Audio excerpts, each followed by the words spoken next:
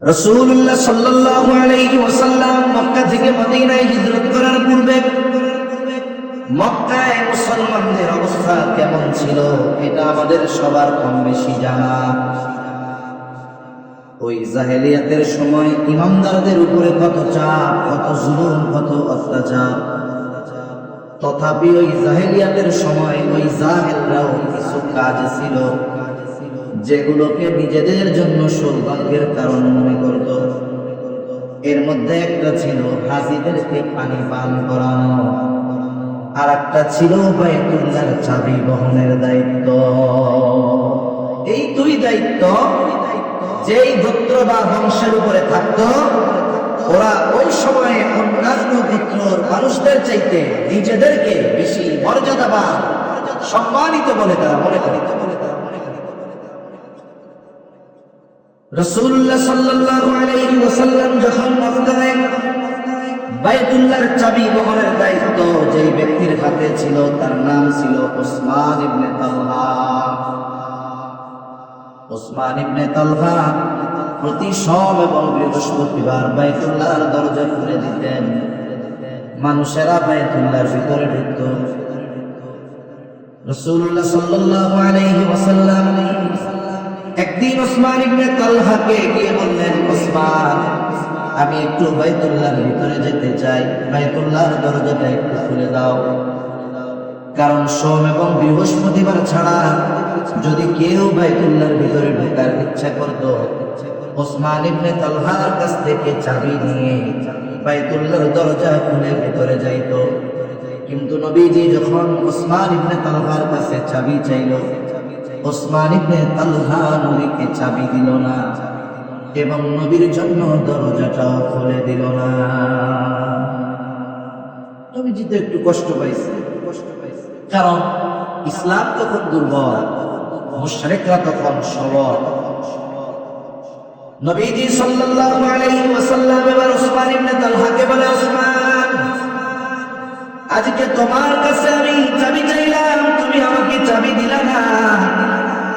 অচিরে এমন এক সময় আসবে যখন এই চাবি আমার হাতে থাকবে, আর এই চাবি বহনের জিম্মাদারি সেই দিন আমি যাকে খুশি তাকে প্রদান করব।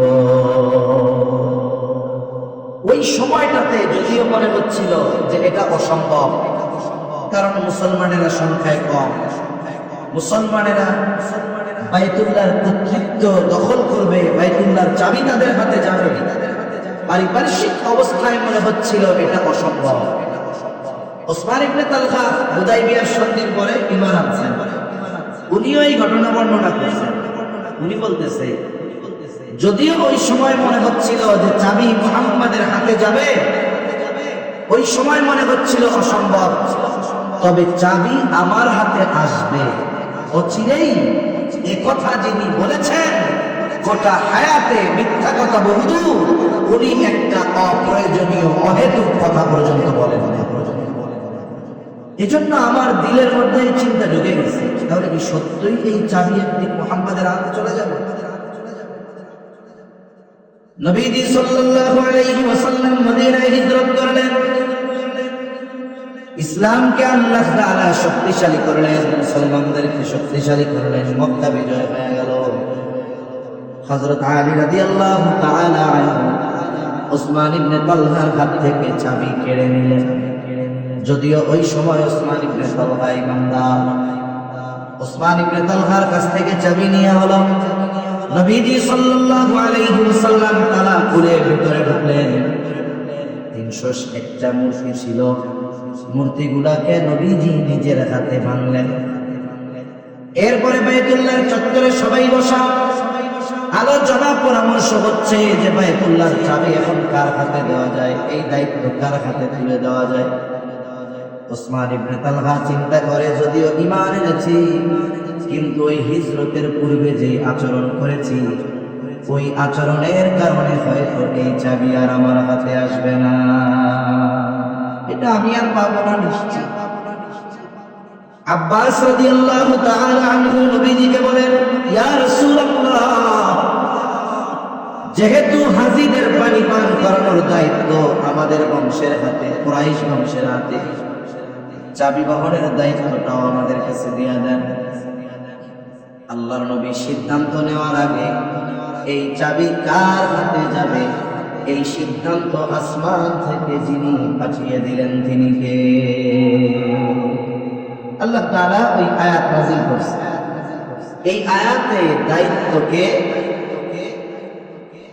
আমানত বলে আল্লাহ তাআলা অভিহিত করেছেন। আল্লাহ তাআলা বলেন, ইন্নাল্লাহা ইয়া'মুরুকুম আন তু'আদ্দুল আমানাতি ইলা আহলিহা। আল্লাহ তাআলা বলেন, নিশ্চয়ই আল্লাহ তোমাদেরকে আদেশ দিচ্ছেন তোমরা আমানত তার হকদারের কাছেই ফিরিয়ে দাও। তার মানে বলা হচ্ছে, ও পয়গম্বর, আপনি চাবি বহনের দায়িত্ব আগে যার কাছে ছিল তার কাছে ফিরিয়ে দেন। এর দ্বারা কয়েকটা জিনিস প্রমাণিত হয়ে গেল। আল্লাহ তাআলা আমার আপনার নবীজির মহানুভবতা, উদারতার বহিঃপ্রকাশ এই কাজের মাধ্যমে ঘটিয়েছেন। কারণ যেই ব্যক্তি নবীজিকে চাবি দেয় নাই, ওই ব্যক্তিকে নবী নিজের হাতে চাবি তুলে দিয়ে নিজের মহানুভবতা আর উদারতার অনন্ত এক স্বাক্ষর রেখে দিয়েছে। জুলুম হলে ব্যক্তিগতভাবে যদি আমার উপরে কেউ জুলুম করে, আমাদের উপরে কেউ জুলুম করে ব্যক্তিগতভাবে, প্রতিশোধ নেওয়ার সুযোগ থাকার পরেও যদি কোনো ব্যক্তি তার ব্যক্তিগত জুলুম মাফ করে দেয়, প্রতিশোধ নেওয়ার সুযোগ তো ইসলাম দিয়েছে, যতটুকু ক্ষতি করেছে ততটুকু তো নিতে পারবে, এটা তার অধিকার। এরপরেও যদি কেউ মাফ করে দেয়, এটা তার উদারতা, মহানুভবতার বহিঃপ্রকাশ। নবীজি চাইলে ওইদিন নবী চাইছেন যার হাতে খুঁজে তার হাতে আমি দিব, কিন্তু আল্লাহ তাআলা আবার তার হাতে ফিরিয়ে দেওয়ার মাধ্যমে নবীজির এই মহানুভবতাকে আরো উজ্জ্বল করে তুলেছেন গোটা বিশ্ববাসীর কাছে। তাহলে মূল কথা হলো, এই আয়াতে আল্লাহ তাআলা দায়িত্বকে আমানত বলে অভিহিত করেছেন। তবে মুফাসসিরিনে কেরাম বলেন, যেহেতু শব্দটা আমভাবে আমানত, যদিও ওই ঘটনাকে কেন্দ্র করে আল্লাহ আয়াত নাযিল করেছেন, তবে আল্লাহ তাআলা এই আয়াতে মুমিনদেরকে জীবনের প্রতিটা ক্ষেত্রে আমানতদারিতা অর্জন করার নির্দেশ দিয়েছে। এজন্য ইমানদার হতে হলে আমানতদার হওয়া লাগে। যার মধ্যে আমানতদারিতা নাই, সে নিজেই যত জোরে জোরে বলুক না কেন আমি ইমানদার, আসলে প্রকৃত পক্ষে সে পরিপূর্ণ ইমানদার হতে পারবে না। কিছু গুণ আছে যেগুলো শুধু মানুষের ব্যক্তিত্বকে বাড়ায়, গ্রহণযোগ্যতা বাড়ায়, কিন্তু এই গুণগুলো যদি সে অর্জন না করতে পারে তার ঈমানের কোনো ক্ষতি হয় না। কিন্তু আমানতদারিতা এমন একটা গুণ, এটার কমতি যদি কারোর মধ্যে থাকে, ত্রুটি বিচ্যুতি যদি থাকে, তাহলে ঈমানের মধ্যে ত্রুটি বিচ্যুতির সৃষ্টি হয়ে যায়। এজন্য নবীজি সাল্লাল্লাহু আলাইহি ওয়াসাল্লাম আমানতদারিতাকে ঈমানের সাথে সম্পৃক্ত করেছেন। নবীজি বলেন, লা ঈমানা লিমান লা আমানাতা লাহু, যার মধ্যে আমানতদারিতা নাই তার ঈমান নাই। যার ঈমানের ত্রুটি, ঈমান নাই, ঈমান ত্রুটি যুক্ত, তার আমল অনেক বেশি হলেও এটা কাজে লাগে না। যেন হাদিসে আসছে না, আখলিস দীনাকা ইয়াকফিকাল আমালুল কলিল, তোমার ঈমান খাঁটি করো, অল্প আমল নাজাতের জন্য যথেষ্ট হবে। ঈমান খাঁটি করার জন্য যেই গুণগুলো অর্জন করা দরকার, এই গুণগুলোর মধ্যে অন্যতম একটি গুণ হলো আমানতদারিতা। আচ্ছা, কথা এতটুকু বলার পরে আপনারা কি এটা বুঝতে পারছেন যে আমরা যে ঈমানদার, সাথে সাথে আমাদের ঈমান ঠিক রাখার স্বার্থে পরিপূর্ণ আমানতদার হওয়া দরকার? এটা আপনারা বুঝতে পারছেন? বুঝেন নাই কি? এটা বুঝেন নাই? সবাই বুঝতে পারছেন? তাইলে কত ইম্পর্টেন্ট একটা বিষয়, গুরুত্বপূর্ণ একটি বিষয়। অথচ কি দেখা যায়, এই আমানতদারিতার ব্যাপারে আমাদের মধ্যে অনেক ত্রুটি আছে। আমল করে অনেক, কিন্তু আমানতদারিতা ঠিক নেই। আছে না নাই? এখন আমানতদারিতা কোন কোন ক্ষেত্রে অর্জন করতে হবে, কয়েকটা বিষয় একটু মুযাকারা করি।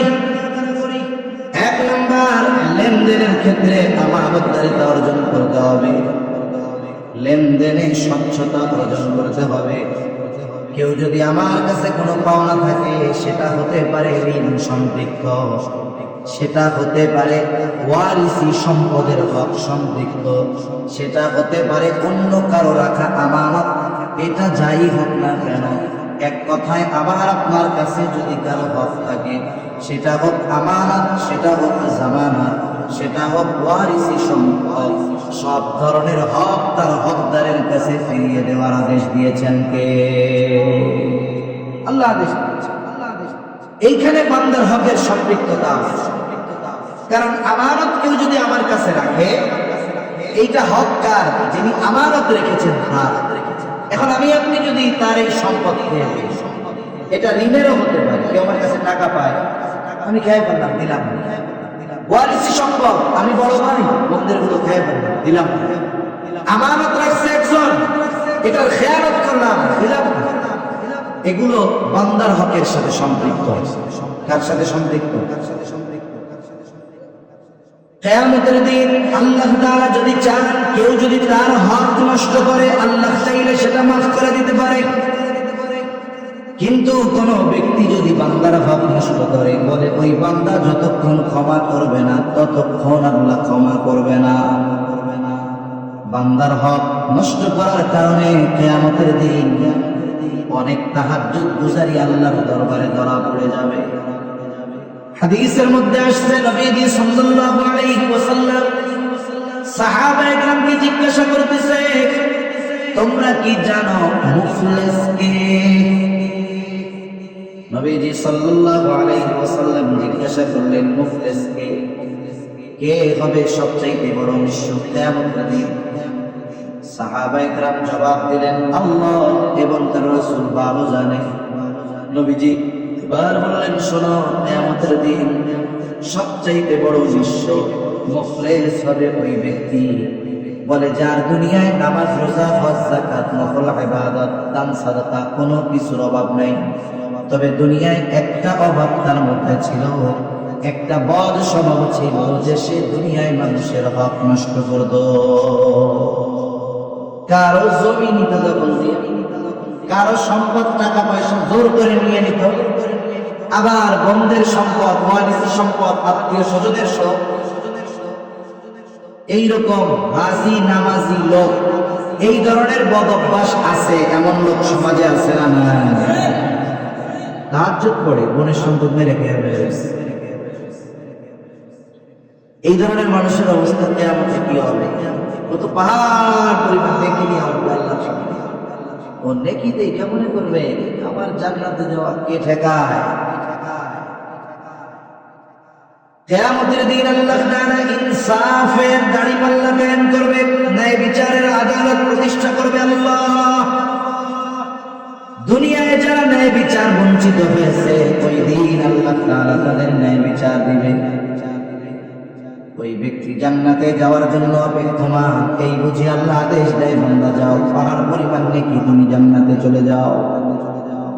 আল্লাহ তাআলা অনুমতি দেওয়ার পূর্বে ওই ব্যক্তি দুনিয়ায় যাদের হক নষ্ট করেছিল, একের পর এক আল্লাহ তাআলার কাছে এসে ওই ব্যক্তির ব্যাপারে অভিযোগ দায়ের করবে এবং তাদের হক আল্লাহ তাআলার নিকটে আদায় করে দিতে বলবে।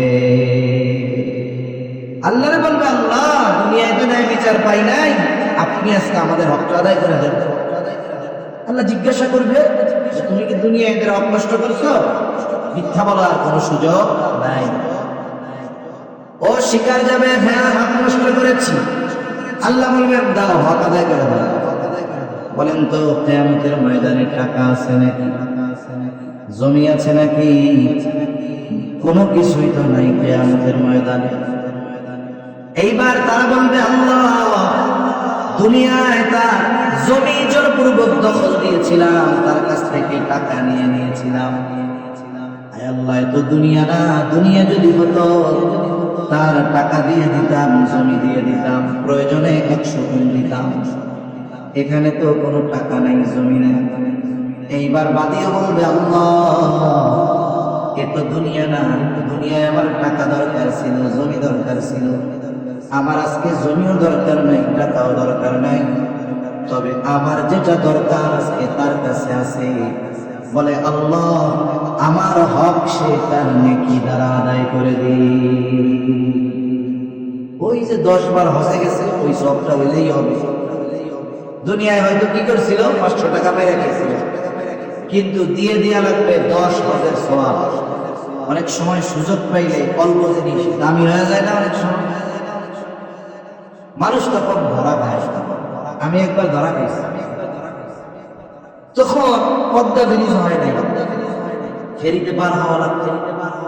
শীতের সময় যদি একটু কুয়াশা পড়ে ফেরি বন্ধ, 17 কিলোমিটার নদী পার হওয়া লাগতো, ফেরি বন্ধ।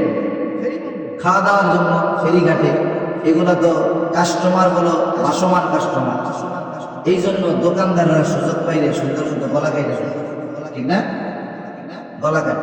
যেমন হাইওয়ের হোটেলগুলা, সারা বাংলাদেশের হাইওয়ের হোটেলগুলা মোটামুটি সভ্য ডাকাতি।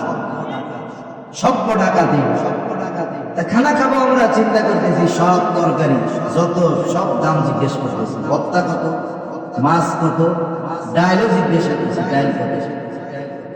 এখন খানা দানা আমাদের হিসাবে আমরা খাইছি, খাওয়া দাওয়ার পরে বিল হয়ে গেছে হিসাবে গোস্তর সমান। তার ডাইল এত, ভর্তা এত, মাছ এত, বিল হইল কত? এত বিল কেমন হয়েছে?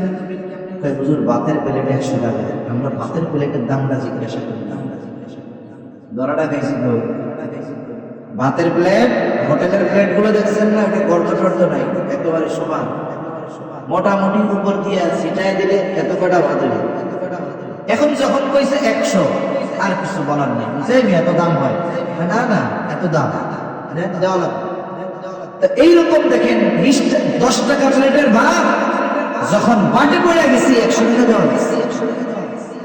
কিয়ামতের ময়দানে দুনিয়ায় অল্প হক নষ্ট করছে, কিন্তু প্রতিদান চাইবে বেশি, ওই দিতে বাধ্য হবে। একের পর এক মানুষ অভিযোগ করবে, আর সে তার ইবাদতের সওয়াবগুলো দিয়ে হক আদায় করতে থাকবে। একটা সময় তার নেকি শেষ, কিন্তু অভিযোগকারীর সিরিয়াল বড় লম্বা। এইবার ওই ব্যক্তি বলবে, আল্লাহ আমার তো সব নেকি শেষ হয়ে গেছে, হক আর কেমনে আদায় করব? বাদীরা বলবে, আল্লাহ নেকি নাই, তাতে কি, আমাদের গুনাহগুলো নিয়ে আমাদের হক সে আদায় করে দিই। এখন কি হবে? যে লোকটা পাহাড় পরিমাণ নেকের মালিক ছিল, শুধুমাত্র দুনিয়ায় মানুষের হক নষ্ট করার কারণে সব নেকি দিয়ে ওই হকদারদের গোনা নিয়ে পাহাড় পরিমাণ গোনা এখন তার উপরে চেপে বসবে। এজন্য আমাদের দুনিয়া থেকে যাওয়ার সময় কেউ যেন এই কথা আমার আপনার ব্যাপারে না বলতে পারে যে এই লোকটা আমার ওই টাকাটা মেরে দিচ্ছে, এই লোকটার কাছে আমি এটা পাওনা ছিলাম, এই লোকটা আমার জমি এতটুকু জবরদখল করে খেয়েছে। আমল কম হোক, কোন মানুষ যেন এই কথা না বলতে পারে। জীবনটা এভাবে করা দরকার, জীবনটা এভাবে করা দরকার। আমল একটু কম হোক। মানুষের সাথে মানুষের হক কত জটিল জানেন? আল্লাহ রাসূল সাল্লাল্লাহু আলাইহি ওয়াসাল্লাম এক হাদিসের মধ্যে বলেন, ওই দিন আসার আগে তোমরা সতর্ক হও, যেই দিন আল্লাহ তাআলা বাদী বিবাদের মধ্যে ফয়সালা করে দিবে। দুনিয়াতে কেউ যদি অন্যায়ভাবে কাউকে কথার দ্বারাও একটা কষ্ট দিয়ে থাকে, নবীজি বলেন কিয়ামতের দিন আল্লাহ তাআলা এই বিষয়ের ব্যাপারে ফয়সালা দিবে। আমি একজন মুরব্বির সাথে খারাপ আচরণ করেছি, বিনা কারণে। ওনার হক ছিল আমার কাছে ভালো ব্যবহার পাওয়া, কিন্তু আমি ওনার সাথে কি করলাম? খারাপ আচরণ। ক্ষমাও চাইতে পারলাম না, মাফও চাইলাম না। বলে এই যে হক নষ্ট করেছি তার খারাপ ব্যবহারের মাধ্যমে, এই বিষয়টার ব্যাপারে কিয়ামতের দিন ফয়সালা দিবেন কে? আল্লাহ। এই জন্য সাবধান, বিশেষ করে বান্দার হক সম্পৃক্ত এই বিষয়গুলোর ব্যাপারে আমরা সতর্ক থাকবো। মূল কথা, লেনদেনে স্বচ্ছ থাকবো। লেনদেনে কি থাকবো? সর্বোচ্চ স্বচ্ছ থাকবো। সেটা আমানতদারিতা হোক বা অন্য কোনো বিষয়ের সাথে সম্পৃক্ত হোক। 2 নম্বর দায়িত্ব আমানত। যেই দায়িত্বকে আল্লাহ তাআলা এই আয়াতে আমানত বলে অভিহিত করেছেন, বলে দায়িত্ব আল্লাহর পক্ষ থেকে নেয়ামত। তেমন আল্লাহর পক্ষ থেকে দায়িত্ব বড় এক আমানত। এখন তো এমন এক জামানা, যেই জামানায় মানুষ দায়িত্ব নেওয়ার প্রতিযোগিতা করে। বলে সাহাবায়ে কেরামের অবস্থা এমন ছিল, দায়িত্ব দেওয়া তো বহুদূর, দায়িত্ব দেওয়া হতে পারে এমন কথা শুনে এলাকা ছেড়ে চলে গেছে। আবু যর গিফারি রাদিয়াল্লাহু তাআলা সাহাবায়ে কেরামের মধ্যে অন্যতম এক বুজুর্গ ব্যক্তি ছিলেন। এক মজলিসে আলোচনা হচ্ছে যে রাষ্ট্রীয় এই দায়িত্বটা আবু যর গিফারিকে দিলে ভালো হয়। এক মজমায় আলোচনা হচ্ছে, মাশওয়ারা করে 10 জন বসে, 10 জনের মত দেয় না যে এটা করলে ভালো হয়, এটা করলে ভালো হয়। আলোচনা হয়েছে, তবে এখনো কোনো সিদ্ধান্ত হয়নি। ওই মজলিসের একজন আবু যর গিফারিরে এসে বলতেছে, আবু যর, রাষ্ট্রীয় ওই বিষয়ের দায়িত্ব প্রদানের ব্যাপারে তোমার নামটা উল্লেখ করা হয়েছে, তোমার ব্যাপারে আলোচনা হয়েছে, এখনো কিন্তু সিদ্ধান্ত হয়নি। এই খবর যখন ওনারা দিছে, ওনার রাতের ঘুম হারাম হয়ে গেছে। কোন চিন্তায়? দায়িত্ব দেওয়ার আলোচনা চলতেছে, যদি দায়িত্ব দিয়ে দেয় তাহলে কি হবে, এই চিন্তা করে উনি রাতের আধারে এলাকা ছেড়ে চলে গেছে। দায়িত্ব যদি দিয়ে দেয়, এরা দায়িত্বকে কত বড় আমানত আর ওজনদার বস্তু মনে করে। কিন্তু জামানার পরিবর্তন, এখন মানুষ দায়িত্ব কিনে নেয়, দায়িত্ব জোর করে নেয়, চেয়ে নেয়, প্রয়োজনে হত্যা করে দায়িত্ব গ্রহণ করতে চায়। ঠিক কিনা? হত্যা করে হলেও দায়িত্ব নিতে হবে, ঘুষ দিয়ে দায়িত্ব নিতে হবে। দায়িত্ব নেওয়ার প্রতিযোগিতা চলে, কোটি কোটি টাকা দিয়ে দায়িত্ব নিতে। ঠিক কিনা বলেন? কিনে যখন দলীয় মার্কায় ইউনিয়ন পরিষদ নির্বাচন শুরু হয়েছে, মনে করেন এমপি ইলেকশন, জাতীয় নির্বাচন যেটা, ওখানে তো প্রত্যেকটা দল তার প্রার্থী দেয়, ওইখানে এক বিষয়। কিন্তু ইউনিয়ন পরিষদে একটা সময় মানুষের দল না, ব্যক্তি বাছাই করার সুযোগ ছিল, যখন দলীয় মার্কা ছিল না। কিন্তু যখন দলীয় মার্কা দিল, সবাই চিন্তা করে যে দল ক্ষমতায়, ওই মার্কা যদি পাওয়া যায় তাইলে জয়ী হওয়া নিয়ে আর কোনো টেনশন নাই, ভোট কারো দেওয়া লাগবে না, রাতের বেলা শয়তান এসে ভোট বাক্স ভর্তি করে দেবে, আমার কোনো টেনশন নাই, খালি মার্কা কিনতে হবে। তা যেহেতু মার্কা পাইলে জয় নিশ্চিত, এজন্য মার্কার ডিমান্ডটাও একটু বেশি ছিল আর কি। এমপি সাহেবের কাছে এক ইউনিয়নের 20 জন আবেদন করছে, এমপি সাহেব আমি আপনার খাস লোক, মার্কাটা আমারে দেন। এখন বাজারে পণ্য হলো একটা, ক্রেতা হলো 15 জন, তখন এই পণ্যটার দাম আর 20 টাকা থাকবে না, এটা 20,000 টাকাও হয়ে যেতে পারে। দেখুন সবার চাহিদা তখন কি হয়, নিলাম দেখছেন, নিলামে উঠায়। এখন নিলামে উঠতে উঠতে ওই নির্দিষ্ট দলের মার্কার দাম উঠছে 3 কোটি না 5 কোটি টাকা। তার মানে নমিনেশন পাবে, যে মার্কা যে পাবে তাকে উপর মহলে দিতে হবে কয় কোটি? 5 কোটি। কয় কোটি? 500 লাখ। কয়শো লাখ? 500 লাখ। যে পরিমাণ টাকা দেশ থেকে পাচার হয়েছে, ওই 2-4-5 কোটি টাকা না থাকলেও আমাদের কাছে কাগজের মতো লাগে। ঠিক না? এখন ওই লোক 5 কোটি টাকা দিয়ে নির্দিষ্ট একটা দলের মার্কা নিচ্ছে। এখন উনি নির্বাচনের আগে পোস্টার ছাপায় না, পোস্টার কি লেখা থাকে, আসন্ন এত নং ইউনিয়ন পরিষদ নির্বাচনে চেয়ারম্যান পদপ্রার্থী হিসাবে অমক ভাইকে তমক মার্কায় ভোট দিয়ে অত্র ইউনিয়নের জনগণের সেবা করার সুযোগ দিন, এরকম লেখা থাকে না? এখন উনি পোস্টারে কি লিখছে, উনি চেয়ারম্যান হয়ে জনগণের কি করতে চায়? সেবা করতে চায়। আমার কন্ত যেই লোক 5 কোটি ঘুষ দিয়া মার্কা কিনতে পারে, ওই লোকের জনগণের সেবা করার জন্য চেয়ারম্যান হওয়ার দরকার আছে? নাই। তার মানে এই চেয়ারম্যান নামক চেয়ার আর দায়িত্বের মধ্যে মজা আছে, ঠিক কিনা? কারণ এদেশ হলো এমন এক দেশ, এদেশে আঙ্গুল ফুলে কলা গাছ হতে বড় ধরনের পদ লাগে না, চুনোপুটি মার্কা পদ পেয়েও 100 কোটি টাকার মালিক হয়ে যাওয়া যায়, কারণ দায়িত্বকে এরা গনিমত মনে করে। করোনাকালীন সময়ে ইংল্যান্ডের প্রধানমন্ত্রী, মাঝে মধ্যে আমি বরিস জনসন এটার নাম। এই বরিস জনসন হঠাৎ একদিন বলতেছে আমি প্রধানমন্ত্রীর দায়িত্ব ছেড়ে দিতে চাই। আমাদের দেশে তো 2000 কেন 2 লাখ মাইরা হইলেও আমার পয়সা থাকতেই হবে, সব মাইরা যাক, দেশের সব মাইরা যাক, আমি প্রধানমন্ত্রী থাকবো, আমার চেয়ার থাকতে হবে। মানুষ সব না থাকে, না থাকে, চেয়ার আমার থাকতে হবে। এখন উনি চেয়ার প্রধানমন্ত্রীর পদ ছেড়ে দিবে, কারণ কি? কারণ দিছে যে আমি প্রাইম মিনিস্টারের দায়িত্ব পালন করি, আমাকে যে অনারিয়াম দেওয়া হয়, সম্মানী দেওয়া হয়, ভাতা দেওয়া হয়, এটা দিয়ে আমার পরিবার চালাতে কষ্ট হয়ে যাবে। আমি ব্যবসায়ী মানুষ, এই দায়িত্ব ছেড়ে আমি আমার ব্যবসায় ফিরে যেতে চাই। তা আমি তখন ওই সময় আমি চিন্তা করছি, যা তোর নসিবটা বড় খারাপ, তুই কি জন্য ওই দেশে জন্ম নিছস? জন্ম নিছস ভালো কথা, কোনো মতে বাংলাদেশে এসে নাগরিকত্ব নিয়ে মেম্বার ইলেকশন ডাকা। যদি ওই দলের মেম্বার ওই সময় হইতে পারতি, তুই ইংল্যান্ডে 20টা বাড়ি কিনা করতে, ঠিক কিনা? তাহলে চিন্তা করে দেখেন, দায়িত্বের প্রতিযোগিতা কারা করে? বরং অধিকাংশ সময় দায়িত্ব কিনে নেয়, ঘুষ দিয়ে, জোর করে। দায়িত্ব তারাই নেয় যারা নিজেদের সম্পদের পাহাড় গড়ে তুলতে চায়। এটাই আমরা অতীতে দেখেছি, ঠিক কিনা বলেন? দায়িত্ব এটা আমার। ইমাম আযম আবু হানিফা রাহমাতুল্লাহি আলাইহি খলিফা মনসুরের সাথে বাজারের মধ্যে সাক্ষাৎ। খলিফা মনসুর ইমাম আবু হানিফাকে প্রধান বিচারকের দায়িত্ব গ্রহণের অনুরোধ করলেন।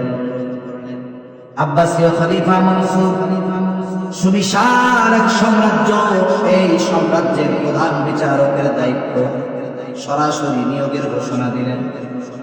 ইমাম আবু হানিফা খলিফার প্রস্তাবকে ফিরিয়ে দিলেন, বললেন না, প্রধান বিচারকের দায়িত্ব গ্রহণ করা আমার জন্য সম্ভব নয়। সবার সামনে খলিফা প্রস্তাব দিয়েছে, আর এই প্রস্তাব মুখের উপরে ডিনাই করেছে ইমাম আযম। খলিফার ইগোতে লাগছে, আত্মমর্যাদায় আঘাত লেগেছে। হাতের মধ্যে চাবুক ছিল, চাবুক দিয়ে একটা বাড়ি মেরে দিয়েছে।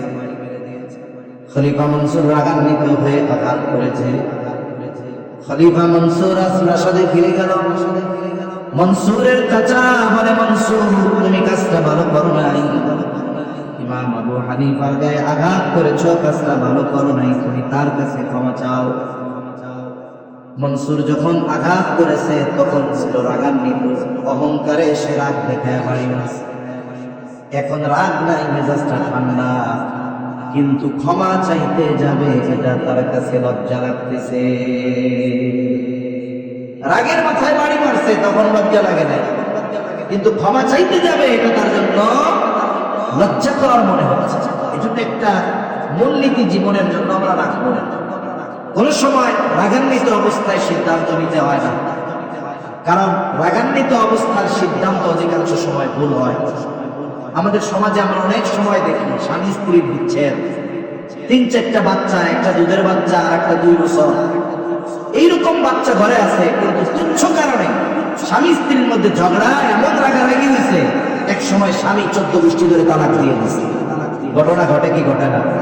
রাগের মাথায় দিয়ে দিচ্ছে। এরপরে হুজুরের কাছে কি হয়েছে? হুজুর গো, কাম তো সেরে ফেলছি। কি করছো? বলে এটা তুই করে ফেলছি। কেন করছো? রাগের মাথায় করছি। রাগের মাথায় এ কাম তো রাগের মাথায় করে। খুশি হইয়া আনন্দের ছেলায় কেউ ঘুরে ছেড়ে দেয়, এরকম ঘটনা কোনোদিন শুনছেন নাকি আপনারা? তাহলে রাগ উঠলে কি করতে হবে? রাগ যখন উঠে, শয়তান তখন ওই রাগের মধ্যে পেট্রোল ঢালে। কোন জায়গায় যদি আগুন লাগে, পানি দরকার না?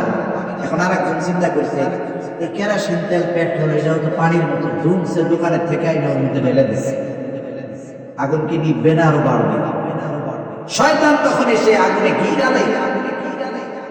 তখন ইসলাম আমাদের কি বলে? হাদিসের মধ্যে আসছে, রাগান্বিত অবস্থায় কেউ যদি দাঁড়ানো থাকে সে বসে পড়বে, অবস্থার পরিবর্তন ঘটাবে। রাগ উঠছে, দৌড় দিয়ে দিয়ে ওযু করবে, নামাজে দাঁড়িয়ে যাবে। আশা করা যায় তার রাগ কমে যাবে। রাগের কারণে হয়তো বড় কোনো অনাকাঙ্ক্ষিত ঘটনা থেকে সে বেঁচে যায়। যখন আঘাত করেছে তখন রাগ ছিল, এখন রাগ নাই, ক্ষমা চাইতে লজ্জা লাগে। খলিফা মানসুর তার বিশ্বস্ত একজন লোককে দায়িত্ব দিল, যাও তুমি আমার পক্ষ থেকে ইমাম আবু হানিফার কাছে মাফ চাও। যাওয়ার সময় এক থলে স্বর্ণ মুদ্রা হাতে দিয়ে বলে, শোনো, ইমাম আবু হানিফাকে বলবা এটা আমার পক্ষ থেকে তার জন্য হাদিয়া। লোকটা চলে গেল ইমাম আবু হানিফার কাছে, গিয়ে বলে, ইমাম, খলিফা তার আচরণের কারণে লজ্জিত, ক্ষমা চেয়েছে, ক্ষমা করে দেন। নববিগুণে গুণান্বিত মানুষ ইমাম আজম বলে, মাফ করে দিলাম। এইবার লোকটা স্বর্ণ মুদ্রার থলেটা হাতে দিয়ে বলে, এটা খলিফা আপনারে হাদিয়া দিছে, আর এই হাদিয়া যদি আপনি গ্রহণ করেন তবেই খলিফা নিশ্চিত হবে যে আপনি তাকে মাফ করে দিয়েছে। আমরা হইলে চিন্তা করতাম, দিছে হাদিয়া, অসুবিধা কি দে। ইমাম আবু হানিফা জিজ্ঞাসা করে, তোমার খলিফা আমারে এক থলে স্বর্ণ মুদ্রা হাদিয়া দিল, পাইল কই? এটা কি তার নিজের সম্পদ? বলে, না, এটা নিজের সম্পদ নয়। তা বলে, কোথার থেকে দিল? বলে, রাষ্ট্রীয় কোষাগার থেকে। ইমাম আবু হানিফা বলে, এটা ফিরিয়ে নিয়ে যাও। লোকটা বলে, আপনি রাখেন, তবে আপনার জন্য যদি খরচ না করেন সাদকা করে দিয়েন। এখন বলেন তো, কেউ যদি চিন্তা করে টাকা পয়সা চুরি করলো, এরপরে চিন্তা করলো কিছু সদকা করে দেই, তাইলে এটা হালাল হবে? গত টার্মে বিসিএস পরীক্ষার প্রশ্ন ফাঁস করে এক ড্রাইভার চাচা 100 কোটি টাকার মালিক হয়ে গেছে না? কত বড় বুজুর্গ, আল্লাহ জিজ্ঞাসা করছে, এত টাকা যে প্রশ্ন বেচছেন, টাকাগুলা করছেন কি? কয়, আল্লাহ রাস্তায় ব্যয় করছে। এই যে হারাম টাকা, প্রশ্ন ফাঁস করার টাকা, এগুলো দিয়ে যদি আল্লাহ রাস্তায় ব্যয় করে সওয়াব হবে? আরে মিয়া, কেউ যদি হারাম টাকা সওয়াবের নিয়তে দান করে, তা অনেক বড় অন্যায়, অনেক বড় পাপ। ইমাম আবু হানিফা বলে, ফিরায় নিয়ে যাও, আর খলিফাকে গিয়ে বলবা রাষ্ট্রের যেই সম্পদ এটা রক্ষণাবেক্ষণ করা তার দায়িত্ব, এই জন্য তাকে প্রতি মাসে সম্মানী দেওয়া হয়, আর এই দায়িত্ব পালনের সুবিধার জন্য তাকে কিছু সুযোগ সুবিধা দেওয়া হয়েছে। এই জন্য এই টাকা আর এই দায়িত্ব তার কাছে আমানত। রাষ্ট্রের কাজ ব্যতীত ব্যক্তিগত কাজে একটা টাকা ব্যয় করা দায়িত্বের খেয়ানত। এইবার চলে গেছে। তাহলে একটু অতীতে তাকান, বাংলাদেশের রাষ্ট্রীয় কোষাগারে যত সম্পদ আছে, টাকা আছে, সব কার? বলেন, আমাদের। কাদের? জোরে বলেন, কাদের? অথচ আমরা ইসলাম ভালোবাসি, আমরা ইমানদার।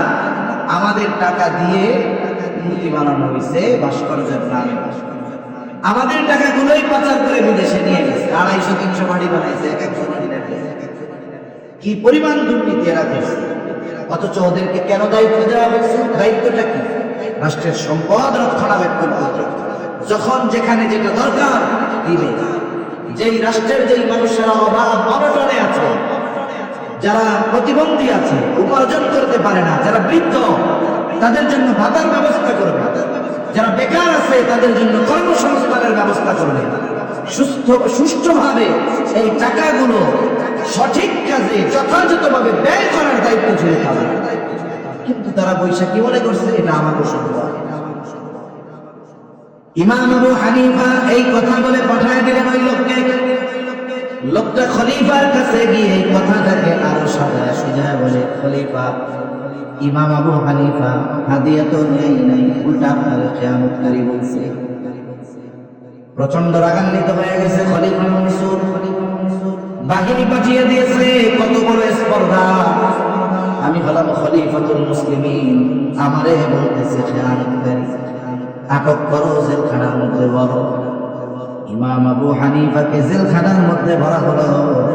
প্রতিদিন চাবুক দিয়ে আঘাত করা হতো, আর বলা হতো, প্রধান বিচারকের দায়িত্ব গ্রহণ করো, ছেড়ে দেওয়া হবে।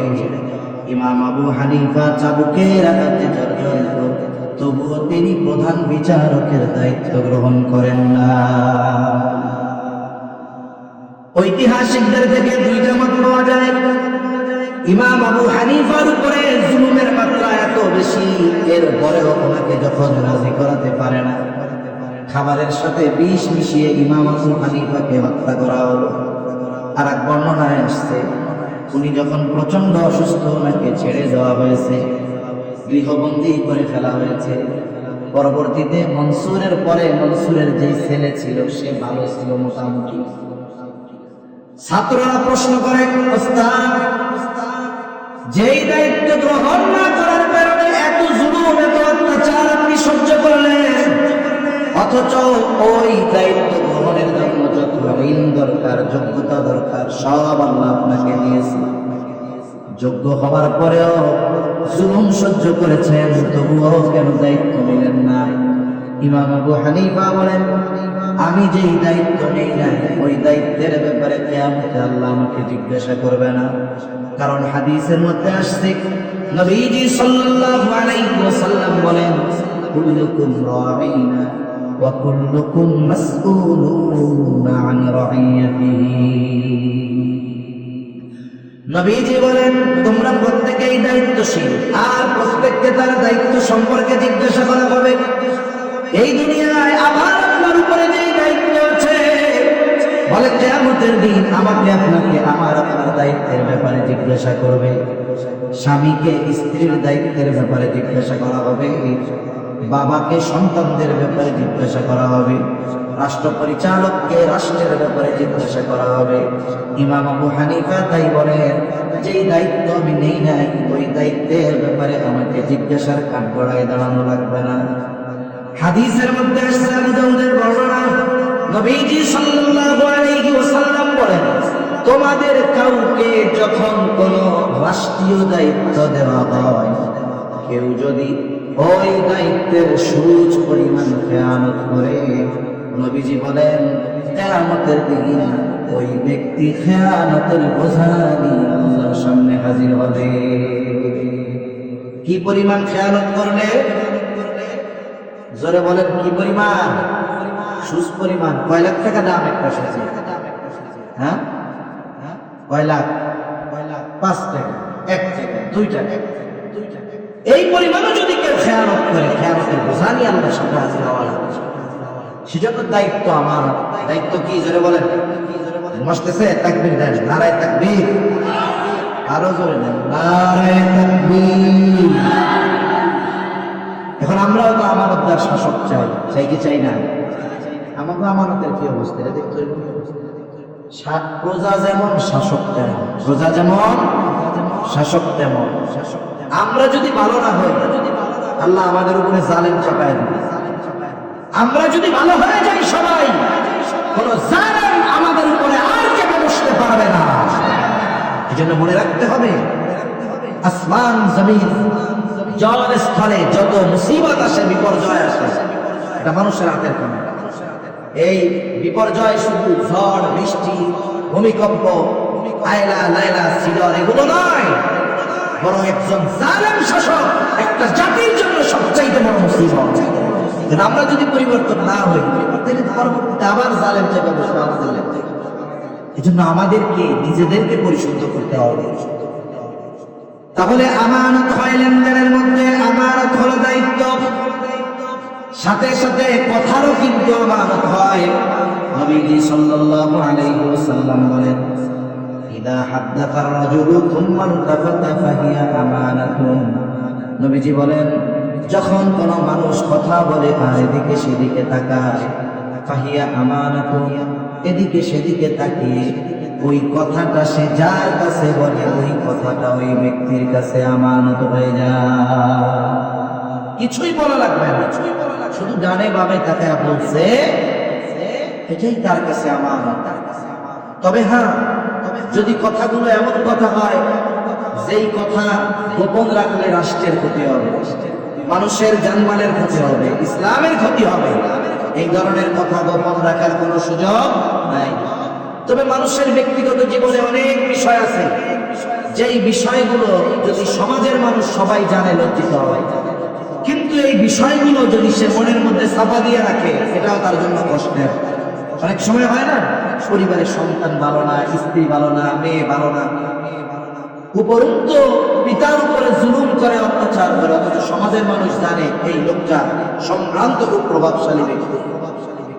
এখন এই যে সন্তানের অত্যাচার, স্ত্রীর অত্যাচার, ছেলে মেয়েদের অত্যাচার, এটা তার জন্য বড় হৃদয়ে রক্তক্ষরণ হওয়ার মতো এক কারণ। সহ্য করতে পারে না। কার কাছে বলবে?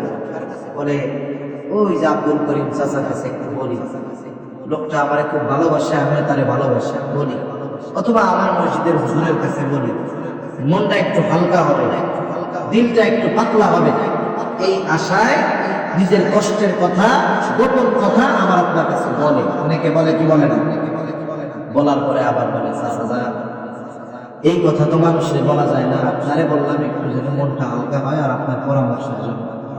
আপনি কিন্তু চাচা কাউরে কইয়েন না চাচা, তাইলে আর বাজারে কিন্তু খাইতে পারবেন না। এই কথা বইলা লোকটা ওই জায়গা থেকে এই জায়গায় আসতে পারে না।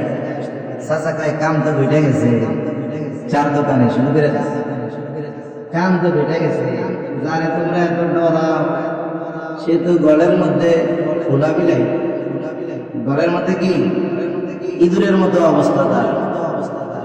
কেন কি হয়েছে? এখন কয় শোনো আমারে কইছি, কারোর কাছে কইতে মানা করছে, তোমারে কইলাম শোনো বউ ধুমছে পিড়ায়, তুমি কিন্তু কাউকে কইলো না।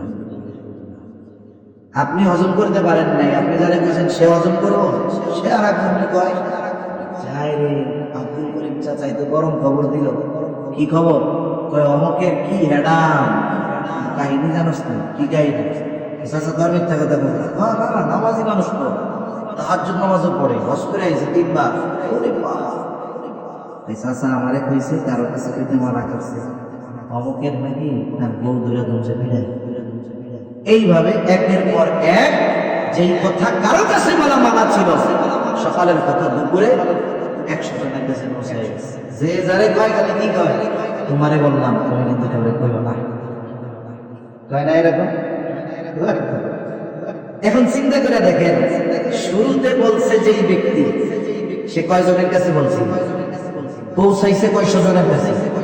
100 জনের কাছে পৌঁছানোর জন্য দায়ীকে বলে প্রথম যে বলছে সে। নবীজি সাল্লাল্লাহু আলাইহি ওয়াসাল্লাম বলেন, যখন কারো দ্বারা কোনো ভালো কাজের সূচনা হয়, ওই ভালো কাজ যতজন করে আর যতদিন চলে, ওই সকলের ভালো কাজের সমপরিমাণ সওয়াব যার দ্বারা ভালো কাজের শুরু হয়েছে তার আমলনামায় যোগ হয়ে যায়। আবার যদি কারো দ্বারা কোনো মন্দ কাজের সূচনা হয়, ওই মন্দ কাজ যতজন করে আর যতজন চলে, সর্বপ্রথম মন্দ কাজের সূচনাকারী যে সবার সমপরিমাণ পাপ তার আমলনামায় যোগ হয়ে যায়। রহমতের নবী জানায় দেয়, এই পৃথিবীতে সর্বপ্রথম অন্যায় হত্যাকাণ্ড আদম আলাইহিস সালামের এক সন্তানের দ্বারা সংগঠিত হয়েছে। কিয়ামত পর্যন্ত যত অন্যায় হত্যাকাণ্ড সংগঠিত হবে, সব হত্যাকাণ্ডের সমপরিমাণ গুনাহ আদম আলাইহিস সালামের ওই হত্যাকারী সন্তানের আমলনামায় যোগ হয়ে যাবে। এজন্য সাবধান, আমার আপনার কাছে কেউ যদি তার ব্যক্তিগত জীবনের এমন কোনো কথা গোপন করার জন্য বলে, খবরদার আমি অন্য কারোর কাছে বলবো না। আবার অনেক সময় অভ্যাস হলো, যতদিন সম্পর্ক ভালো থাকে, যতদিন দল এক থাকে, যতদিন গ্রুপ এক থাকে, ততদিন গোপন করে। এইবার যখন 2 জন 2 দলে চলে যায়, এইবার ওই কথাগুলোরে অস্ত্র বানায় কয়, বেশি কথা বলে কিন্তু ফাঁস করে দিন, বলে না এরকম? তখন কিন্তু সে হারানিয়া বাজারে আইতে পারবো না, করে দিবেন কিন্তু। আচ্ছা বলেন তো, শুধুমাত্র বন্ধু আর কাছের মানুষের আমানতের হেফাজত করতে হবে, শত্রুটা করতে হবে না? শত্রু যদি হয়, সেই শত্রুর আমানতের হেফাজত করা, এটা মুহাম্মদুর রাসূলুল্লাহর শিক্ষা। নবী সাল্লাল্লাহু আলাইহি ওয়াসাল্লাম আমানতদার ছিলেন। ঐতিহাসিকেরা লিখেন, অমুসলিম ঐতিহাসিকেরা লিখেন নবীজির আমানতদারিতার ব্যাপারে, যে তার ঘোর দুশমন স্বাচ্ছন্দ্যে নিশ্চিন্ত মনে সবচাইতে দামি সম্পদ মুহাম্মদুর রাসূলুল্লাহর কাছে আমানত রাখতো। সে জানে আমি যতই তার বিরোধিতা করি না কেন, এই বিরোধিতার কারণে সে কখনো আমার আমানতের বস্তুর খেয়ানত করবে। কেমন আমানতদার নবী আমার আপনার নবী। হিজরত করবেন মক্কা থেকে মদিনায়। নবীজি সাল্লাল্লাহু আলাইহি ওয়াসাল্লামের ঘর কাফেররা সশস্ত্র অবস্থায় ঘিরে রাখছে। তাদের টার্গেট আজকেই নবীজিকে দুনিয়া থেকে বিদায় করে দিবে। আর ঘরের মধ্যে নবীজি হযরত আলী রাদিয়াল্লাহু তাআলা আনহুকে ওই মানুষগুলোর আমানতের বস্তু তাদের কাছে ফিরিয়ে দেওয়ার ব্যবস্থা করতেছেন। আলী রাদিয়াল্লাহু তাআলা আনহুকে সমস্ত দায়িত্ব বুঝায়া দিলেন। এরপরে নবীজি মদিনার উদ্দেশ্যে রওনা হলেন। যারা হত্যা করতে আসছে, যাদের কারণে মক্কা ত্যাগ করা লাগতেছে, তাদের আমানতের বস্তু নবীজি আগে তাদের কাছে পৌঁছানোর ব্যবস্থা করেছেন। এরপরে তিনি সফর শুরু করেছেন। সুবহানাল্লাহ। আমি বললাম আমার বলতে কষ্ট হয় না, আমরা শুনলাম শুনতে কষ্ট হয় নাই, কিন্তু ওই মানের আমানতদারিতা অর্জন করা এটা বড় কঠিন, ঠিক কিনা বলেন? কিন্তু আমরা তো ওই নবীর উম্মত, আমাদের আমানতদারিতার অবস্থা খুবই করুণ, খুবই করুণ। তাহলে কথা আমানত হয়। 4 নম্বর শরীয়তের বিধিবিধান আমানত। আল্লাহ তাআলা কোরআনুল কারীমের মধ্যে বলেন, ইন্না আরাদনাল আমানাতা আলাস সামাওয়াতি ওয়াল আরদি ওয়াল জিবাল ফাআবাইনা আন ইয়াহমিলনাহা ওয়া আশফাকনা মিনহা ওয়া হামালাহাল ইনসান। আল্লাহ তাআলা বলেন, আমি এই আমানত আসমানের কাছে, জমিনের কাছে, পর্বতের কাছে পেশ করলাম। তারা ভীত শঙ্কিত হয়ে গেল। এই আমানত বহনে অস্বীকৃতি জ্ঞাপন করলো। ওয়া হামালাহাল ইনসান, মানুষ এই আমানত বহন করলো। কি সেই আমানত? মুফাসসিরিনে কেরাম বলেন সেই আমানত হলো কোরআন। কেউ কেউ বলেন সেই আমানত হলো শরীয়তের সকল বিধিবিধান। হোক কোরআন হোক শরীয়তের বিধিবিধান একই কথা। কারণ আমরা মুমিন, আমাদের সংবিধান কি জবান খুলে বলেন এই কোরআন হলো আমাদের মূল সংবিধান। এটা হলো হুদাল লিল মুত্তাকিন, মুত্তাকিনদের পথ প্রদর্শক। এই কোরআন হলো এমন এক সংবিধান যেটা শুধু একজন ব্যক্তি, রাষ্ট্র, জাতিকে দুনিয়ায় সফল করে এমন নয়, বলে এই কোরআন প্রত্যেকটা মানুষকে জান্নাত পর্যন্ত পৌঁছায় দেয়। এজন্য শরীয়তের বিধিবিধান আমানত, কোরআনের আদেশ নিষেধ আমানত, করণীয় বিষয় আমানত, বর্জনীয় বিষয় আমানত। এখন করণীয় কি? বলে নামাজ পড়ো। এখন কেউ যদি নামাজ না পড়ে, 1 নাম্বার এই যে করণীয় আদেশটাকে লঙ্ঘন করা হয়, এটা হলো খেয়ানত।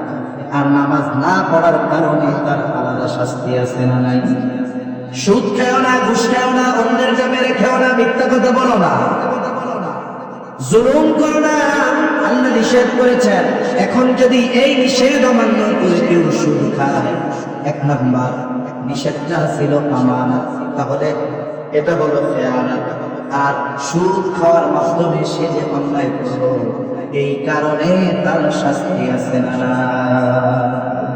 সেজন্য শরীয়তের বিধিবিধান, কোরআনের বিধিবিধান, এগুলো আমাদের কাছে আমানত হিসেবে দিয়েছেন কে?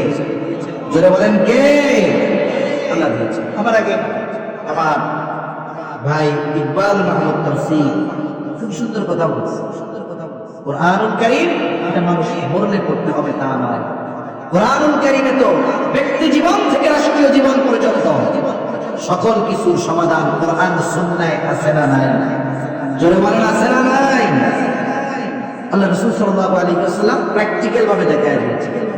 এটা হলো লিখিত কোরআন, নবীজি বলেন জীবন্ত কোরআন।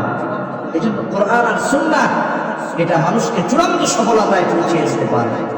কিছু বিষয় আছে যেগুলো ব্যক্তিগত বিষয়ের সাথে সম্পৃক্ত। এই বিষয়গুলোর উপরে আমল করার জন্য রাষ্ট্রীয়ভাবে ইসলাম প্রতিষ্ঠার প্রয়োজন নাই। এরকম কিছু বিষয় আছে ব্যক্তিগত, যেমন পর্দা, নামাজ পড়া, অন্যান্য কিছু ব্যক্তিগত বিষয় আছে যেগুলো রাষ্ট্র পর্যবেক্ষণ করতে পারবে না, কিন্তু চাপায়া দিতে পারবে। এখন একজন মানুষ যদি নামাজ না পড়ে, রাষ্ট্রের পুলিশ ঘরের মধ্যে যায় দেখতে পারবে? এই জন্য কিছু বিষয় আছে যেগুলো নিজেরা করতে পারে, এগুলো তো করতেই হবে। সাথে সাথে কোরআনের আলোকে আমাদের সমাজ ব্যবস্থা, অর্থনৈতিক ব্যবস্থা, রাষ্ট্রীয় ব্যবস্থা, শাসন ব্যবস্থা যেন প্রতিষ্ঠা হয়, এই ব্যাপারে সর্বোচ্চ প্রচেষ্টার ভূমিকা আমাদেরকে রাখতে হবে, মনে রাখতে হবে। যদি আমি আপনি যেগুলো ব্যক্তিগতভাবে কোরআন সুন্নাহর আমল বাস্তবায়ন করা সম্ভব সেগুলো না করি, আর যেগুলো রাষ্ট্রীয়ভাবে করার দরকার কোরআনের আইন ওগুলোর ব্যাপারে যদি সর্বোচ্চ প্রচেষ্টা না করি, কিয়ামতের দিন আল্লাহর সামনে আমাকে আপনাকে অপরাধীর কাজ করায় দাঁড়ানো লাগবে। সেজন্য মনে রাখতে হবে এই কোরআন আমাদের কাছে আমানত, এটা শুধু পড়ার জন্য দেওয়া হয়েছে তা নয়। কোরআন সুন্নাহর আলোকে গোটা রাষ্ট্র ব্যবস্থা, সমাজ ব্যবস্থা, ব্যক্তিগত জীবন, পারিবারিক জীবন, অর্থনৈতিক জীবন, প্রত্যেক জায়গায় কোরআন সুন্নাহর আলোকে পরিচালনার জন্য আল্লাহ আমাদেরকে দায়িত্ব দিয়ে পাঠিয়েছেন, ঠিক কিনা বলেন? মনে রাখতে হবে। তাহলে শরীয়তের বিধিবিধান এই কোরআন আমার আপনার কাছে আমানত। এই চারটি বিষয় থাক আমানত সম্পৃক্ত, আর দরকার নেই। এতটুকু মনে রাখলে যথেষ্ট। আমাদেরকে আমানতদার হওয়ার আদেশ দিয়েছেন কে, জোরে বলেন? কোন কোন ক্ষেত্রে আমানতদারিতা অর্জন করব? চারটি বিষয় আমরা জেনেছি। লেনদেনের ক্ষেত্রে হব আমানতদার, দায়িত্বের ক্ষেত্রে হব আমানতদার, কথার ক্ষেত্রে হব আমানতদার, সাথে সাথে শরীয়তের বিধিবিধান কোরআন সুন্নাহর ব্যাপারে হব আমানতদার। 2 নম্বর আল্লাহ তাআলা এই আয়াতের ভিতরে বলেন, আল্লাহ রাব্বুল আলামিন বলেন, ওয়া ইযা হাকামতুম বাইনান নাসি আন তাহকুমু বিল আদল। আল্লাহ তাআলা বলেন, তোমরা যখন মানুষের মধ্যে বিচার আচার করবা, ন্যায় বিচার করবা, ইনসাফ করবা, ন্যায় বিচার করবা। এই আমানতদারিতা আর ন্যায়পরায়ণতা, এই দুইটা গুণের ব্যাপারে ইমাম শাফিঈ রাহমাতুল্লাহি আলাইহি বলেন, এই দুই গুণ যেই ব্যক্তির মধ্যে আছে সে সৌভাগ্যবান, যেই সম্প্রদায়ের মধ্যে আছে তারা সৌভাগ্যবান, যেই জাতির মধ্যে আছে সৌভাগ্যবান। বলে সেই শাসকের মধ্যে আছে, ওই দেশের যারা প্রজা বসবাসকারী এরাও সৌভাগ্যবান। এই দুইটা গুণ আমাদের মধ্যে থাকা দরকার। কষ্ট হইতেছে নাকি আপনাদের? 12টা বাজে, আমি আর সর্বোচ্চ 15 মিনিটের মধ্যে শেষ করে দেবো ইনশাআল্লাহ। ন্যায়পরায়ণতা, আল্লাহ তাআলা ন্যায় বিচার করার নির্দেশ দিয়েছেন। অনেকে বলতে পারে, হুজুর বিচার তো করবে সুপ্রিম কোর্টের যিনি জজ, তিনি জজ কোর্টের জজ, তিনি, আমরা আবার বিচারক থেকে। জীবনের কোনো না কোনো ক্ষেত্রে আমাকে আপনাকে বিচারকের ভূমিকায় অবতীর্ণ হওয়া লাগতে পারে। দুইটা ছেলে আছে, একজন, দুই ছেলের মধ্যে দ্বন্দ্ব লাগছে। এখন এই দুইজনের দ্বন্দ্ব নিরসন করবে বাবা। এখানে বিচারকের ভূমিকায় গিয়ে বাবা পারিবারিক ভাবে বিচারকের ভূমিকা পালন করা লাগতে পারে। আপনাদের এইখানে ছোট্ট বাজার, এইখানে গেঞ্জাম লাগছে, আপনি হাজী সাহেব মানুষ, আপনারে বললো যে আপনি একটু এই ফয়সালাটা করে দেন, মীমাংসাটা দিয়ে দেন, এই যে আপনি বিচারক। এখন যদি উনি চিন্তা করে, বাইরে দুজনের মধ্যে ফয়সালা, একজন তো আমার দুঃসম্পর্কের ভাতিজা লাগে, শুনে টুনে দেখে ভাতিজাই মোটামুটি অপরাধী, চিন্তা করলো ভাতিজারে কি অপরাধী জানানো যায়, সিস্টেমে ভাতিজারে নির্দোষ বানাইয়া নির্দোষকে দোষী বানায় দিচ্ছে। এ কাজ করা যাবে? বিচারের ক্ষেত্রে পক্ষপাতিত্ব করা যাবে না। শত্রু যদি বিচারের জন্য আসে, ন্যায় বিচারের আদেশ দিয়েছেন আল্লাহ তাআলা বলেন, ওয়ালা ইয়াজরিমান্নাকুম শানাআনু কওমিন আলা আল্লা তা'দিলু ইয়া'দিলু হুয়া আকরাবু লিত-তাকওয়া। আল্লাহ তাআলা বলেন, কোন সম্প্রদায়ের প্রতি বিদ্বেষ বশত তোমরা অবিচার করবে না। এই বিদ্বেষ যেন তোমাদেরকে অবিচারের ব্যাপারে প্ররোচনা না দেয়। যতই বিদ্বেষ থাক, যতই শত্রুতা থাক, আল্লাহ তাআলা বলেন, ইয়া'দিলু, ন্যায় বিচার করবা, হুয়া আকরাবু লিত-তাকওয়া, এটাই হলো তাকওয়ার অধিক নিকটবর্তী। কিন্তু আফসোস, সমাজে না আছে ন্যায় বিচার, না আছে ন্যায় বিচার মেনে নেওয়ার টেন্ডেন্সি। যদি একটু কেউ প্রভাবশালী হয়, কোন বিচারের রায় যদি তার বিপক্ষে যায়, সে মেনে নিতে চায় না, ঠিক না? বিচারকরে পারলে আরো দেশ ছাড়া করে দেয়, যদি কোনো মতে বিচারটা একটু তার বিপক্ষে যাওয়ার মতো হয়। এই জন্য এই দেশে আমরা এমনও দেখেছি, খবরের মাধ্যমে জেনেছি যে ন্যায় বিচারের মাধ্যমে প্রমোশন হয় নাই, অবিচার করে সুপ্রিম কোর্টে 5 জন বিচারক প্রমোশন পেয়েছে। অবিচার করে, তার মানে নির্দোষীদেরকে দোষী সাব্যস্ত করেছে, রাষ্ট্রের সর্বোচ্চ জায়গা থেকে খুশি হয়ে তাদেরকে প্রমোশন দিয়ে দিচ্ছে। আর যারা ন্যায়ের পক্ষে থেকেছে, হকের পথে থেকেছে, যাদেরকে দিয়ে মিথ্যা রায় দেওয়ানো যায় নাই, এদেরকে বসায় রাখছে। জুনিয়র সিনিয়র হয়ে গেছে, লজ্জায় এমনি অবসর নিয়ে গেছে চাকরি থেকে। অথচ ন্যায় বিচার এটা একটা জাতির ভাগ্য পরিবর্তনের অন্যতম মাধ্যম। আল্লাহ রাসূল সাল্লাল্লাহু আলাইহি ওয়াসাল্লাম ন্যায় বিচারের সর্বোত্তম দৃষ্টান্ত আমাদের জন্য রেখে গেছেন। ছোট্ট একটা ঘটনা শোনাই, এরপরে আলোচনা শেষ হয়ে যাবে। খলিফাতুল মুসলিমিন হযরত ওমর রাদিয়াল্লাহু তাআলা উনি বাজারে গেছেন, ওনার একটা ঘোড়া দরকার, ঘোড়া কেনার জন্য। অর্ধজাহানের শাসক চলে গেছে বাজারে ঘোড়া কিনতে। ঘোড়া কিনছে একজন অমুসলিম ইহুদির কাছ থেকে। ঘোড়াটা উনি দেখে শুনে সুন্দর মতো কিনে নিয়েছেন, দাম পরিশোধ করে দিয়েছেন, বাজারের বাইরে নিয়ে আসছেন। এখন তো ঘোড়ারে ওনার পিঠে উঠাবে না, উনি তো ঘোড়ার পিঠে উঠবে। এখন ঘোড়ায় যখন উনি চড়তে যাবেন, এখন দেখে যে ঘোড়ার তো পায়ে সমস্যা, এটা তো ওনারা নিয়ে চলতে পারবে না। এখন ঘোড়ার পায়ে সমস্যা, কেনা হয়েছে এটার উপরে চড়ার জন্য বাহন হিসাবে। এটা যদি আমার নিয়ে নাই চড়তে পারে, চলতে পারে, এটা তো দরকার নাই। উনি ফেরত নিয়ে গেছেন। আবার ইহুদি কে বলতেছে, তোমার ঘোড়ার পায়ে সমস্যা, এটা ফেরত নাও, আমার টাকা দিয়ে দাও। না না, আমি তো আপনার খারাপ ঘোড়া দিইনি, আমি তো আপনার ভালো ঘোড়া দিচ্ছি। কারণ বেচা কেনার ক্ষেত্রে কিছু শর্ত আছে। যদি শর্ত এমন দেয় যে তোমার কাছ থেকে কিনে নিলাম, যেমন বাজারে মোবাইল চার্জার কিনতে গেছে একজন, দোকানদার বলতেছে চার্জার একই ওয়াটের, তবে একটাই ওয়ারেন্টি আছে আর একটাই ওয়ারেন্টি নেই। ওয়ারেন্টিওয়ালা যেটা 300 টাকা দাম, 6 মাসের ওয়ারেন্টি। আপনি যদি শুধু না ভাঙেন, যদি নষ্ট হবে, যতবার নষ্ট হবে ততবার নতুনটা দিব। আর একটার দাম মাত্র 150 টাকা। তবে আপনার হাতে দিব, টাকাটা নিব, চেক করে দিব, আপনার হাতে দিব, টাকাটা নিব। এখনই নষ্ট হয়ে গেছে, আমি আর ফেরত নিব না। একটা ওয়ারেন্টি আছে আর একটা ওয়ারেন্টি, ওয়ারেন্টি শর্ত। এখন যদি বেচা কেনার ক্ষেত্রে এমন শর্ত কেউ দেয় যে আপনার থেকে পণ্য আমি এটা কিনলাম, 10 দিনের মধ্যে কোনো ডিফেক্ট দেখা দিলে আপনি ফেরত নিতে বাধ্য। অনেক ক্ষেত্রে দেয় না, 10 দিনের রিপ্লেসমেন্ট গ্যারান্টি। এরকম বেচা কেনার শর্ত আছে, এগুলো সব ইসলাম থেকে আসছে। যাই হোক, উনি কোনো শর্ত দেন নাই, উনি জেনারেল বেচা কেনা করছেন। আবার বেচা কেনার মজলিস যেটা, সেটার মধ্যেও উনি নাই, উনি তো বাজারের বাইরে চলে গেছেন। আবার কোনো শর্তও দেন নাই, আবার নেওয়ার সময় বুঝেই নিয়েছেন যে জিনিসটা ভালো, কিন্তু বাইরে গিয়ে দেখলেন সমস্যা। ইহুদি বলে না, আমি আপনাকে ভালো ঘোড়া দিয়েছি। খলিফাতুল মুসলিমিন বলে না, তুমি আমারে খারাপ ঘোড়া দিয়েছো। এইবার দুইজনের মধ্যে তর্ক বিতর্ক শুরু হয়ে গেল। অর্ধজাহানের শাসক খলিফাতুল মুসলিমিন ওমর রাদিয়াল্লাহু তাআলা আনহুর সাথে তর্ক করে একজন ইহুদি। এখান থেকে একটা জিনিস বোঝা যায়, বলে ইসলাম যদি ক্ষমতায় আসে, ইমানদারেরা যদি রাষ্ট্র শাসক হয়, যারা ভয় দেয় এদেশে অমুসলিমরা থাকতে পারবে না। আমরা চ্যালেঞ্জ দিলাম, একমাত্র ইসলামী অমুসলিম সহ সকল মুসলিমকে তাদের হক বুঝিয়ে দিতে পারবে, অন্য কোন দর্শন পারবে না। যেখানে ওমর রাদিয়াল্লাহু তাআলা আনহুর সাথে তর্ক করতেছে কে? একজন ইহুদি। উনি শাসক, তর্ক করতেছে ইহুদি।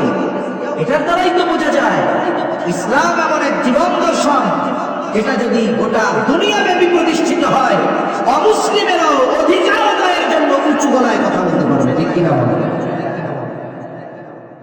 দুজনের মধ্যে তর্ক শুরু হয়ে গেছে। ওমর রাদিয়াল্লাহু তাআলা আনহু এবার ইহুদিকে বলেন, তোমার সাথে আমার এই দ্বন্দ্ব নিরসনের তৃতীয় আরেকজনকে ফয়সালাকারী হিসাবে সাব্যস্ত করো।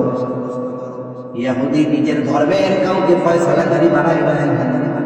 একটু পরে তাকায় দেখে শুরাইহকে দেখা যায়। বলে, খলিফা, আমার আর আপনার মধ্যে শুরাইহ যে ফয়সালা দিবে সেটা আমরা মেনে নিব। বলে না। শুরাইহকে বলা হলো, এই সমস্যা ফয়সালা করো। বিচারকের প্রথম কাজ হলো এক একেবারে একাগ্রতার সাথে বাদী আর বিবাদী উভয়ের কথা শ্রবণ করা। আমাদের দেশের বিচারকেরা কি করে? বলে সরকার যদি বাদী হয়, বিবাদী যদি নির্দোষ হয়, কথাই কইতে যায় না, ঠিক না? কোন কথাই ওর বিচারকের কান পর্যন্ত যেতে দেয় না। অথচ বিচারকের জন্য নবীজির নির্দেশনা, নিজ কানে বাদী বিবাদী উভয়ের কথা শুনতে হবে, স্টেটমেন্ট শুনতে হবে, এরপরে নিরপেক্ষতার সাথে তার বিচার করতে হবে, ফয়সালা দিতে হবে। শুরাই দুইজনের কথাই শুনছে। এবার খলিফাতুল মুসলিমিনকে জিজ্ঞাসা করে, আপনার কি চাওয়া? বলে আমার চাওয়া হলো সে ঘোড়াটা ফেরত নিবে। এবার শুরাই বলে, খলিফাতুল মুসলিমিন, সে ঘোড়া ফেরত নিতে বাধ্য, তবে আমার আপনার কাছে কিছু জানার আছে। আপনি যখন তার থেকে ঘোড়াটা বুঝে নিয়েছেন তখন কেমন ছিল? বলে মূল্য পরিশোধ করে যখন আমি ঘোড়াটা বুঝে নিয়েছি তখন সেটা ভালো ছিল, তবে এই ত্রুটি আপনার কাছে ধরা পড়েছে কখন? বলে বাজারের বাহিরে গিয়ে যখন ঘোড়া নিতে গিয়েছি তখন আমি বুঝে নিয়েছি ভালো, সমস্যা বাজারের মধ্যেও পাই নাই, পাইছি কোথায়? বাজারে। এবার শুরাই রায় দিয়ে দিল খলিফাতুল মুসলিমিন, ইহুদি আপনার ঘোড়া ফেরত নিতে বাধ্য, তবে আপনি বলেছেন ঘোড়া ফেরত নিতে বাধ্য, আপনি বলেছেন সমস্যা পেয়েছেন বাইরে, যেহেতু আপনি তার কাছ থেকে ঘোড়া ভালোভাবে বুঝে নিয়েছেন, সুতরাং ইহুদি আপনার থেকে এই ঘোড়া ফেরত নিতে বাধ্য নয়। রায় কার পক্ষে গেছে? খলিফার বিপক্ষে গেছে, ইহুদির পক্ষে গেছে। আমাদের দেশের প্রধানমন্ত্রী লাগবে না, ইউনিয়নের কোন সামসার বিরুদ্ধে যদি একটু কোন রায় যায়, ওরে বাবা খালি কলসি বাজে বেশি, ঠিক কিনা বলেন? ওমর রাদিয়াল্লাহু তাআলা আনহু কোনো কথা বলেন, একটু পরেই বলতেছে, হ্যাঁ শুরাই, এটা ন্যায় বিচার। এটা কি? এটাই ন্যায় বিচার। খলিফার বিরুদ্ধে রায় করছে, ন্যায় বিচার করছে, তিরস্কৃত করে নাই, পুরস্কৃত হয়েছে। খলিফাতুল মুসলিমিন বলেন, চলে যাও কুফায়, প্রধান বিচারকের পদ শূন্য, আমি তোমার নিয়োগ দিয়ে দিলাম, আজকে থেকে তুমি কুফার প্রধান বিচারক। ন্যায় বিচার করছে, খলিফার বিপক্ষে পুরস্কার পেয়েছে। আর আমাদের দেশে ন্যায় বিচার করে প্রমোশন পায় নাই, অবিচার করছে, নির্দোষকে শাস্তি দিয়েছে, তাকে গভর্নমেন্ট পুরস্কৃত করে প্রমোশন দিয়ে দিচ্ছে। গজব ও গৌপুরা শোনা গৌপুরে। সর্বশেষ হাদিস থেকে একটা ঘটনা শুনে আলোচনা শেষ করে দিই। নবীজি সাল্লাল্লাহু আলাইহি ওয়াসাল্লামের কাছে একটা চুরির বিচার হবে। এক মহিলা চুরি করছে, হাত কাটা হবে তার। মহিলা কুরাইশ বংশের একটা শাখা আছে মাখজুম, এই মাখজুম গোত্রের মহিলা। যেহেতু বংশ কুরাইশ শাখা ভিন্ন, সাহাবায়ে কেরাম চিন্তা করতেছে যদি এই মহিলার হাত কাটা যায় তাইলে মুনাফিকেরা বলবে, দেখ এই নবীর বংশের বেডি। অনেক সময় মানুষ ব্যক্তির অপরাধকে পুরো বংশের উপরে চাপিয়ে দেয়, করে কি করে না? এক ব্যক্তি চুরি করছে, সে যে বংশের হোক, দায়িত্ব তার। এখন পরের দিন সকালবেলায় ওই সোরের বংশের কেউ যদি বাজারে যায় আর একজন টিটকারি করে দেয়, দেখো ওই সোরের বংশের লোক পাইতেছে, বলে কি বলে না? ইসলাম থাকলে শাস্তি হয়ে যায়। ব্যক্তির অপরাধ কেন গোত্রের উপরে চাপায় দিতে পারে? এটা মুনাফিক আর ইহুদিদের স্বভাব ছিল। সাহাবায়ে কেরাম চিন্তা করে নবীর কাছে একটু সুপারিশ করে শাস্তিটা একটু কমায় দেওয়া যায় কিনা। কে নবীর কাছে সুপারিশ করবে? যায়েদ রাদিয়াল্লাহু তাআলা আনহুর ছেলে ওসামা, ছোট মানুষ। নবী বড় মায়া করে, মহব্বত করে, ভালোবাসে। ওসামাকে কয়েকজন শিখায় দিছে। ওসামাকে বলে, যাও ওসামা, তুমি তোমার নানার কাছে বলবা, নানা যেই মহিলা চুরি করেছে সে কুরাইশ বংশের মহিলা। এতটুকু কথা নবীজির কাছে ওসামা গিয়া বলছে। ছোট মানুষ, নবীজি বুঝতে পেরেছে এই কথা ওসামা নিজের থেকে বলে নাই। নবীজি রুম থেকে বের হয়ে আসছে, নবীজি সাহাবায়ে কেরামকে উদ্দেশ্য করে বলেন, তোমরা কি আমাকে এমন বিষয়ের জন্য সুপারিশ করতেছ যে বিষয়ের শাস্তি কার্যকর করার নির্দেশ দিয়েছেন আল্লাহ। এবার নবীজি খুতবা দিলেন। নবীজি বলেন, তোমাদের পূর্বে আল্লাহ তাআলা বহু সম্প্রদায়কে এই কারণে ধ্বংস করে দিয়েছে যে তাদের মধ্যে যখন সম্ভ্রান্ত কোনো ব্যক্তি চুরির অপরাধে আটক হইত, তাকে ছেড়ে দেওয়া হতো। কেন? ওরে বাবা, ছেড়ে দে। আবার একই অপরাধে যখন কোন দুর্বল ব্যক্তিকে আটক করা হতো, তার উপরে শাস্তি কার্যকর করা হতো। এই যে অবিচার, নবীজি বলেন এই কারণে তোমাদের পূর্বে আল্লাহ তাআলা বহু সম্প্রদায়কে ধ্বংস করে দিয়েছে। নবীজি এবার বলেন, আল্লাহর শপথ, লাউ আন্না ফাতিমা বিনত মুহাম্মদ সাল্লাল্লাহু আলাইহি ওয়াসাল্লাম সারাকাত লাকাতাতু ইয়াদাহা। নবীজি বলেন, আল্লাহর শপথ, মুহাম্মাদের কন্যা ফাতেমা যদি চুরি করত, অবশ্যই আমি তার হাতটাও কেটে দিতাম। এই যে উত্তম বিচারের, ন্যায় বিচারের দৃষ্টান্ত শিক্ষা নবীজি আমাদের দিয়ে গেছেন। গোটা পৃথিবীর কোথাও ন্যায় বিচার আছে? জোরে বলেন আছে? কেন নাই? ইসলাম নাই, তাই ন্যায় বিচার নাই। মনে রাখবেন, মানব রচিত আইনের হাজারো ফাঁকফোকর আছে। এজন্য রাঘব বোয়ালেরা 7 মার্ডার করেও রাজার হালে জেলখানার মধ্যে থাকে, ঠিক কিনা বলেন? কিন্তু ইসলাম এমন এক আইন, ইসলাম এমন এক জীবন ব্যবস্থা, এখান থেকে চুনোপুটিও বের হয়ে যাওয়ার কোনো সুযোগ নাই। এজন্য ইসলাম চায় কারা জানেন? আমার আপনার মতো দুর্বল মানুষরা ইসলাম চায়। বাংলাদেশের 90% মানুষ ইসলাম চায়, কিন্তু আফসোসের ব্যাপার, অতীত সহ বর্তমান শাসকদের অবস্থাও আমরা দেখতেছি, কিন্তু এরা 90% মানুষের চাওয়াকে গুরুত্ব দেয়। কথা শেষ। তাহলে 2টা বিষয়ের নির্দেশ দিয়েছেন আল্লাহ। কয় বিষয়? আল্লাহ তাআলা বলেন, ইন্নাল্লাহা ইয়া'মুরুকুম আন তু'আদ্দুল আমানাতি ইলা আহলিহা ওয়া ইযা হাকামতুম বাইনান নাসি আন তাহকুমু বিল আদল। তোমরা আমানত হকদারের কাছে ফিরায় দাও, আর মানুষের মধ্যে যখন বিচার করবা, ন্যায় বিচার করবা। এরপরে আল্লাহ তাআলা বলেন, ইন্নাল্লাহা নি'মা ইয়া'ইদুকুম বি। নিজের এই কথার প্রশংসা আল্লাহ নিজে করতেছেন। আল্লাহ তাআলা বলেন, নিশ্চয়ই আল্লাহ তোমাদের কতই না সুন্দর ওয়াজ করলেন। তার মানে আমানতদারিতা আর ন্যায়পরায়ণতা, এই 2টা গুণকে সুন্দর যিনি বলেছেন তিনি কে? এজন্য ইমাম শাফিঈ বলেন, এই 2 গুণের মানুষ আসলেও সুন্দর, এই 2 গুণের মানুষ আসলেও সৌভাগ্যবান। এরপরে আল্লাহ কেমন জানি বলে, বান্দা এত সুন্দর 2টা নির্দেশ তোমাদের দিলাম, এখন এই নির্দেশ অনুযায়ী তোমরা আমল করো কি করো না? আমরা যদি আমানতদার না হই, ন্যায়পরায়ণ না হই, আল্লাহ দেখবেন কি দেখবেন না? অথবা এই কথাগুলো নিয়ে যদি আমরা কোনো আলোচনা সমালোচনা করি, আল্লাহ শুনবেন কি শুনবেন না? আল্লাহ যেন সেই জবাব আগে দিয়েই বলেন, ও আমার বান্দা, তোমরা এই 2 বিষয় নিয়ে কি আলোচনা সমালোচনা করো, আমি আল্লাহ শুনি।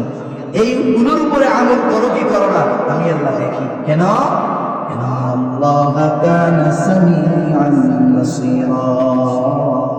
নিশ্চয়ই আল্লাহ তাআলা সর্বশ্রোতা সর্বদ্রষ্টা। তাহলে এই 2টা গুণ আমরা পরিপূর্ণ অর্জন করব, কোন ইনশাআল্লাহ? আরো জোরে হাত উঁচা করেন, কারা কারা করবো ইনশাআল্লাহ? আল্লাহ তাআলা আমাদের সকলকে পরিপূর্ণ আমানতদার, ন্যায়পরায়ণ হওয়ার তৌফিক দান করেন। সকলে জবান খুলে বলি আমিন। ওয়া আখিরু দাওয়ানা আলহামদুলিল্লাহি রাব্বিল আলামিন।